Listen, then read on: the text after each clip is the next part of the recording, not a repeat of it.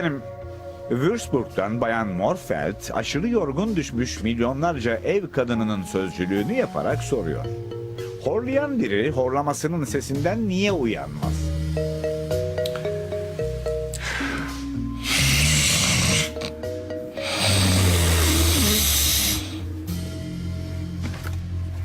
Aa, 80,7 desibel ve bayağı gürültülü.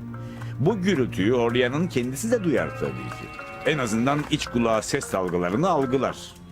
Ama beyni uyumaya devam etmesine izin verir. Çünkü horlamak kariyeri boyunca bu gürültüye alışmak zorunda kalmıştır.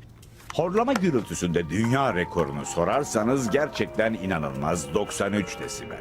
Havalı çekişten bile yüksek bir ses. Horlamanın sadece sağlığa değil, ilişkilere de zarar verdiğine şaşmamak gerekir.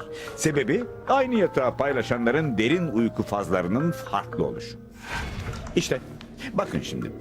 Her insan gecede 20 kereden fazla uyanır, ardından tekrar uykuya dalar. Pek tabii ki ortam sessizse. Bu zayıf uyku fazlarında uçuşan pireleri bile duyabiliriz yani. Yanınızdakinin tam o anda horlayacağı tutarsa vay halinize. Çünkü ne yazık ki çoğu kez yan yana yatan iki kişinin uyku fazları eş zamanlı değildir.